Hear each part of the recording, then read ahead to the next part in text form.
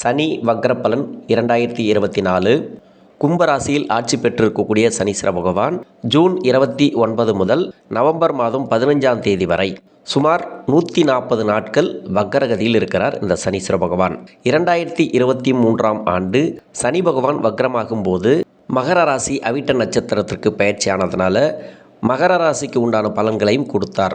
2024 கும்பராசியில் ஆட்சி பெற்றிருக்கக்கூடிய சனீஸ்வர பகவான் கும்பராசியிலே வக்ரமாகிறதுனால ஒரே பலன்களை தருவார். இந்த சனீஸ்வர பகவான் 12 ராசிகளில் வரக்கூடிய 27 நட்சத்திரங்களுக்கும் உடைவட்ட நட்சத்திரங்களோடு சேர்த்து 36 நட்சத்திரங்களுக்கும் தசா புத்தி ரீதியாக பலன்களை கணித்திருக்கிறேன். இந்த வீடியோவை முதலாக பார்க்குறீங்க அப்படின்னாக்கா சப்ஸ்கிரைபர் பண்ணி எனக்கு ஆதரவு கொடுங்கள். மீனராசி பூரட்டாதி நட்சத்திரம், இது குருவோட நட்சத்திரம். தசா காலங்கள் 16 வருடம். என்னோட கணக்குப்படி 3 வருடத்தை நான் கணக்கில் எடுத்துக்கிறேன்.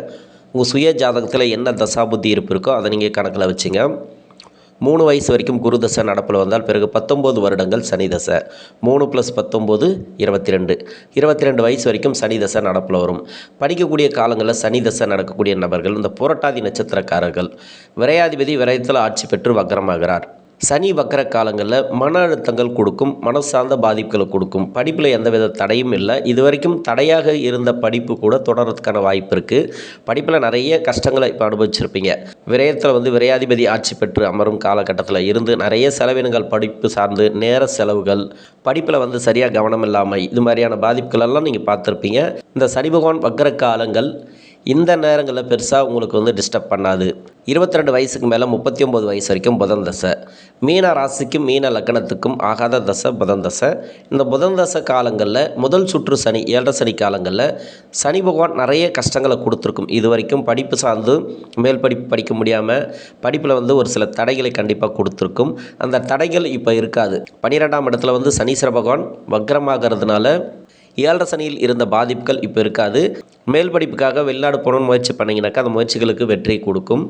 வெளிநாடு போய் வேலை பார்க்கணுன்னு நினைக்கக்கூடிய நபர்கள் படிப்பெல்லாம் முடிச்சுட்டு வெளிநாடு போகணுன்னு நினச்சிங்கனாக்கா முயற்சி பண்ணியிருப்பீங்க. சனி பகவான் 12ஆம் இடத்துல வந்த காலத்துலேருந்து நிறைய தடைகளை கொடுத்துருக்கும். இப்போ வக்ரமாகிறதுனால பெரிய தடைகள் இல்லை. ராசியாதிபதினு சொல்லக்கூடிய குருபகவான் மட்டுமே 3ஆம் இடத்துல மறைவு ஸ்தானத்தில் இருக்கிறார். இந்த குருபகவான் மட்டுமே ஒரு சில தடங்கல்களை கொடுத்துட்டே இருக்கும். ஏன்னா ராசியாதிபதி நல்லா இருக்கணும், அப்போ தான் மனசு நல்ல தெளிவாக இருக்கும். இப்போ குருபகவானுடைய பயிற்சி இது வரைக்கும் உங்களுக்கு நல்ல பலன்களை கொடுக்கல. சனியுடைய வக்ர காலங்களில் இந்த குருவுடைய பயிற்சியோட பலன்கள் ஈஸியாக கிடைக்கும். இதற்கு முன்னாடி முயற்சி பண்ணியிருப்பீங்க வேலை வாய்ப்புக்கெல்லாம், அந்த வேலை வாய்ப்புகள்லாம் கிடைக்கும். படிப்பெல்லாம் முடிச்சுட்டு வேலை வாய்ப்புக்கு ட்ரை பண்ணுறீங்கன்னு வச்சிங்களேன், இது வரைக்கும் வேலை வாய்ப்பில் ஒரு சில தடைகள் இருந்தாலும் அந்த வேலை வாய்ப்புகள் கிடைக்கும். சனி வக்ர காலங்களில் நிறைய தடைகளை கொடுத்துருக்கும். மனசுக்கு பிடிச்ச வேலை இருக்காது. வேலை கிடைச்சிருந்தா கூட அதில் சம்பளம் சரியாக உங்களுக்கு அமைஞ்சிருக்காது. அதில் ஒரு நல்ல ஒரு மாற்றத்தை பார்க்கலாம். ப்ரொமோஷன் கேட்டிருந்தால் இந்த காலகட்டங்களில் ப்ரொமோஷன் கிடைக்கும். சம்பள உயர்வு கேட்டிருந்தீங்கன்னாக்கா சம்பள உயர்வு கிடைக்கும். திருமணத்துக்காக முயற்சி பண்ணக்கூடிய நபர்கள், இது 7ஆம் அதிபதி தசை. இதே லக்னமாக இருந்தால் 7ஆம் அதிபதி தசை. இப்போ திருமணத்துக்கு நிறைய தடைகளை கொடுத்தது இல்லையா, அந்த தடைகள் இருக்காது. வேறு லக்னமாக இருந்து அந்த லக்னத்துக்கு யோகம் செய்யக்கூடிய இடத்துலேருந்து புதன் தசை பண்ணிச்சுனாக்கா உங்களுக்கு நல்ல ஒரு மாற்றத்தை பார்க்கலாம். இது வரைக்கும் நிறைய செலவுகளை தான் கொடுத்துருக்கும். அந்த செலவினங்கள் இருக்காது. திருமணம் சார்ந்த செலவுகளை நிறைய கொடுத்துருக்கும். மன உளைச்சல்கள் கொடுத்துருக்கும். சரியான வரன் அமைஞ்சிருக்காது. உங்களுக்கு பிடிச்சா அவங்களுக்கு பிடிக்காது, அவங்களுக்கு பிடிச்சா உங்களுக்கு பிடிக்காது. இது மாதிரியான நிறைய மன அழுத்தங்களை கொடுத்துருக்கும். சுப விரயங்களை அதிகமாக கொடுத்துருக்கும். இது மாதிரியான விரயங்கள், இந்த செலவுகள் இப்போ இருக்காது.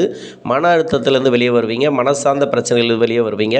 இப்போ 7 சனியோட பாதிப்புகள் கொஞ்ச நாளைக்கு கம்மியாக இருக்கும். அதாவது 4.5 மாத காலத்துக்கு சனி வக்கர காலங்களில் ஓரளவுக்கு கம்மியாக இருக்கும். திடீர் முயற்சிகளுக்கு வெற்றி வாய்ப்புகள் கிடைக்கும். ஒரு சிலர் தொழில் மாற்றக்கூடிய அமைப்பு இருக்குது. திடீர் தொழில் அமைப்பை நீங்கள் மாற்றுவீங்க, தொழிலை மாற்றுவீங்க, இடத்த மாற்றுவீங்க. ஏதோ ஒரு வகையில் சனி வக்ரமாகக்கூடிய காலங்களில் ஒரு சில தடுமாற்றங்களை கொடுத்து கொண்டே இருக்கும் வேலை ரீதியாக.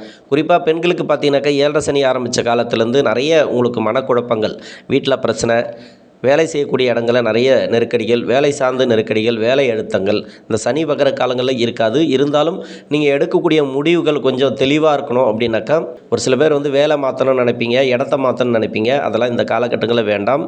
மாறணும்னு நினச்சா கூட நிறைய தடங்கல்களை கொடுத்து கொண்டே இருக்கும். குழந்தை பாக்கியம் இல்லாத தம்பதியர்களுக்கு குழந்தை பாக்கியத்தில் ஒரு சில தடைகள் உண்டு.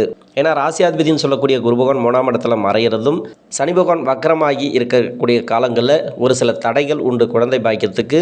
பிள்ளைகளால் செலவு, அதாவது பசங்க வீட்டில் இருக்கிறாங்கனாக்கா அவங்களால செலவுகள் அதிகமாக இருக்கும். இந்த நேரங்களில் ரொம்ப லேட்டாகி திருமணமாகாத நபர்கள் 30 வயசுக்கு மேலே இருக்கிறீங்கனாக்கா உங்களுக்கு திருமண வாய்ப்புகள் கூடி வரும். உங்கள் சுய ஜாதகத்தில் சனீஸ்வர பகவான் வக்கரமாக இருந்துச்சுனாக்கா இந்த காலகட்டங்களில் திருமண வாய்ப்புகள் உறுதியாக இருக்குது. தடைகளை கொடுத்து கொண்டே இருந்தால் உங்கள் சுய ஜாதகத்தை செக் பண்ணுறது நல்லது. ஏன்னா 7ஆம் அதிபதி தசை, 4ஆம் அதிபதி தசை, இது அவயோக தசை. இந்த லக்னத்துக்கும் இந்த ராசிக்கும் வேறு லக்னமாக இருந்தால் ஓரளவுக்கு நீங்கள் தப்பிக்கலாம். அரசாங்க வேலைக்காக ட்ரை பண்ணக்கூடிய நபர்கள் இந்த நேரங்கள் உங்களுக்கு நல்ல நேரம்னு சொல்லிக்கலாம். ஒரு சிலருக்கு நல்ல ஒரு வாய்ப்புகள் இருக்குது. வெளிநாடு போகிறதுக்கான வாய்ப்புகளை அதிகமாக கொடுக்கும்.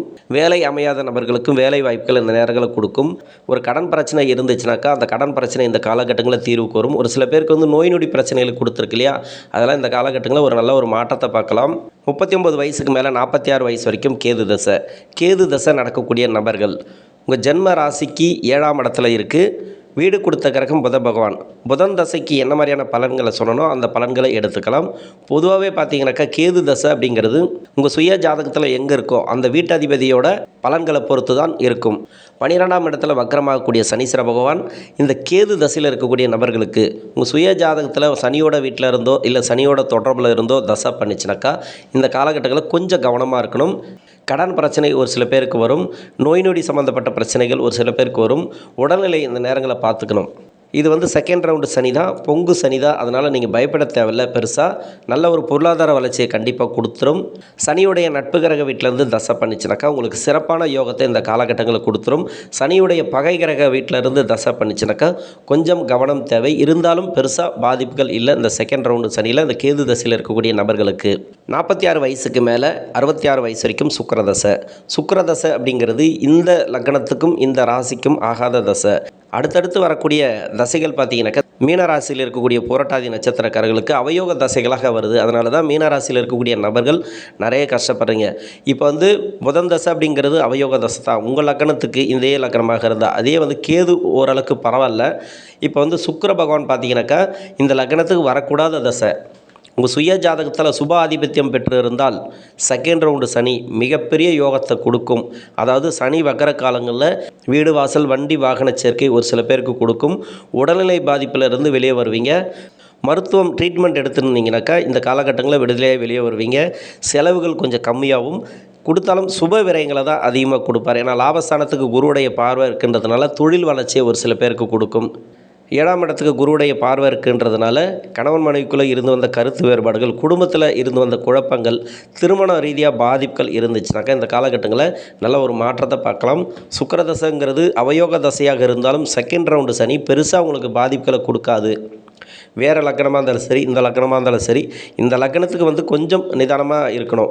என்னென்னா கடன் பிரச்சனைகள் ஒரு சில பேருக்கு வரதுக்கு வாய்ப்பு இருக்குது. வேலை வாய்ப்பில் ஒரு சில தடங்கள் வரும். வேலை செய்யக்கூடிய இடங்களில் கொஞ்சம் நெருக்கடிகள் உண்டு. பெண்களுக்கு பார்த்திங்கனாக்கா மன அழுத்தங்கள் உண்டு, மனசார்ந்த பிரச்சனைகள் உண்டு. இது வரைக்கும் 7 சனியாக இருந்து நிறைய நெருக்கடிகளை கொடுத்துருக்கிறார் சனி பகவான். இப்போதைக்கு நெருக்கடிகள் அதிகமாக இல்லை. உங்களுக்கு ஏதாவது பிரச்சனைகள் அப்படின்னாக்கா அது இந்த தசையை பொறுத்து தானே தவிர 7 சனினாலேயோ அப்படி இல்லை இந்த சனியோட வக்கரத்தினாலேயோ கிடையாது. திடீர் முயற்சிகளை எடுப்பீங்க. திடீர்னு ஒரு செயல் செய்யறதுக்காக வேகம் எடுக்கும். உங்ககிட்ட மனசு அமைதியாக இருக்கக்கூடிய காலம் அப்படின்னு சொல்லலாம். சுயதொழில் பாதிப்புகள் ஏதாவது இருந்தால் உங்கள் சுய ஜாதகத்தை செக் பண்ணுறது நல்லது. ஏன்னா சுக்கிரதசை அப்படிங்கிறது எல்லாருக்குமே கொடுக்கும்னு சொல்ல முடியாது. ஒரு சில பேருக்கு நிறைய கஷ்டங்களை கொடுக்கும்.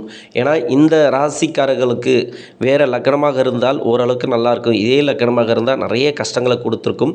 அதையும் சுப ஆதிபத்தியம் பெற்று இருந்தால் இந்த சுக்கிர பகவான் மிகப்பெரிய ராஜயோகத்தை கொடுக்கும். அசுபாதிபத்தியம் பெற்று இருந்தால், அதாவது 6, 8, 12 மறைஞ்சிருந்தாலோ இல்லை நேரடி தொடர்பில் இருந்தாலோ இந்த மீனராசிக்கு இந்த வரக்கூடாத தசை அப்படிங்கிறது இந்த சுக்கிரதசை மட்டுமே. ஏன்னா 3ஆம் அதிபதி தசை, 8ஆம் அதிபதி தசை. அதனால் கொஞ்சம் கவனமாக இருக்கணும். நீங்கள் சாதாரணமாக உங்களுக்கு தொழில் போகுது அப்படின்னாக்கா சுக்கிரதசையில் இருக்கிறவங்களுக்கு தொழில் நல்லபடியாக போயிட்டுருக்கட்டும். ஏதாவது இடத்த மாற்றணும் இல்லை தொழிலை மாற்றணும், இன்வெஸ்ட்மெண்ட் அதிகமாக பண்ணணும் அப்படின்னாக்கா உங்கள் சுய ஜாதகத்தை செக் பண்ணிவிட்டு நீங்கள் பண்ணுங்கள். 7 சனி காலத்திலேயே உங்களுக்கு தெரிஞ்சிருக்கும். சுக்கிரதசையில் நிறைய கொடுத்துருக்கு. உங்களுக்கு இந்த 7 சனி ஆரம்பித்த பிறகு நிறைய ப்ராப்ளத்தை கொடுத்தது இல்லையா? அப்படி பார்த்தீங்கன்னாக்கா உங்களுக்கு அவயோகத்தில் இருக்குது இந்த சுக்கிர பகவான் அப்படிங்கிறது அர்த்தம். பெருசாக கடன் வாங்கி இந்த தொழிலை பெருசாக பண்ணக்கூடாது. சிறிய கடன் வாங்கி பண்ணலாம். முக்கியமாக பார்த்தீங்கன்னாக்கா உடல்நிலை பாதிப்புகளை கொடுக்கும். இந்த டைமில் பார்த்தீங்கன்னாக்கா சாப்பாடு, அதாவது உணவு பழக்க வழக்கங்கள் கொஞ்சம் கவனமாக இருக்கிறது நல்லது. 66 வயசுக்கு மேலே 72 வயசு வரைக்கும் சூரிய தசை. சூரிய தசை நடக்கக்கூடிய நபர்கள், இந்த சூரிய தசை அப்படிங்கிறது 6ஆம் அதிபதி தசை. அடுத்தடுத்த தசைகள் பார்த்திங்கனாக்கா அவயோக தசை தான் இந்த ராசிக்காரர்களை பொறுத்த வரைக்கும். அதனால தான் மீன ராசியில் இருக்கக்கூடிய நபர்கள் நிறைய கஷ்டப்படுறீங்க. இந்த புரட்டாதி நட்சத்திரக்காரர்கள் இந்த கடன் வாங்கக்கூடிய அமைப்பை கொஞ்சம் கொடுக்கும். இந்த சனி வக்கர காலங்களில் இது வரைக்கும் நீங்கள் கடன் வாங்கி நிறைய கஷ்டங்களை அனுபவிச்சிருப்பீங்க. சனி வக்கரமாகுது அப்படின்னாக்கா கொஞ்சம் கஷ்டம் கொஞ்சம் குறையும். கடன் பிரச்சனைகள் கொஞ்சம் குறைய ஆரம்பிக்கும். இது வரைக்கும் கடன் பிரச்சனை தலை தூக்கி இருந்ததுனாக்கா அந்த கடன் பிரச்சனை இருக்காது. நோய் சம்மந்தப்பட்ட பிரச்சனைகள் எதனா இருந்துச்சுன்னா அது இந்த காலகட்டங்களில் குறையும்.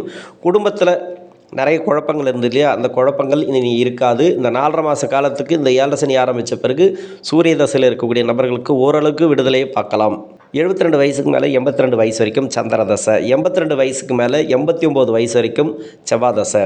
பூரட்டாதி நட்சத்திரக்காரர்களுக்கு சந்திர தசையும் செவ்வாய் தசையும் ஏன் நான் சேர்த்து சொல்கிறேன் அப்படின்னாக்கா, இந்த ராசிக்கு ரெண்டுமே யோக தசை தான். இப்போ சந்திர தசை நடக்கக்கூடிய நபர்களுக்கும் செவ்வாய் தசை நடக்கக்கூடிய நபர்களுக்கும் வீடு வாங்கக்கூடிய யோகத்தை கொடுக்கும். இது வரைக்கும் வீடு மூலிமா இருந்து வந்த பிரச்சனைகளை கொஞ்சம் சரி செய்யறதுக்கான காலம் அப்படின்னு சொல்லலாம். இப்போ வீடு ஆல்ட்ரேஷன் பண்ணுறது, குடும்ப தேவைக்காக ஒரு சில பொருட்கள் வாங்கி போடுறது, சொத்து பிரிக்கிறதால இந்த காலகட்டங்களில் நடக்கும். இந்த வயதான காலகட்டத்தில் வந்து சனி பகவான் வக்கரமாச்சுனாக்கா ஹெல்த் பாதிக்கிறதுக்கான வாய்ப்புகள் அதிகமாக இருக்குது. மற்றபடி உங்களுக்கு எந்த கஷ்டமும் கிடையாது. சந்திர தசையில் இருக்கக்கூடிய நபர்களுக்கும் செவ்வாய் தசையில் இருக்கக்கூடிய நபர்களுக்கும் உங்கள் வீட்டில் என்ன மாதிரியான பிரச்சனைகள் இருக்கோ, கவலைகள் இருக்கோ அத்தனையும் தீரும். கடன் பிரச்சனைகள் ஒரு சில பேருக்கு தீரத்துக்கான வாய்ப்பு இருக்குது.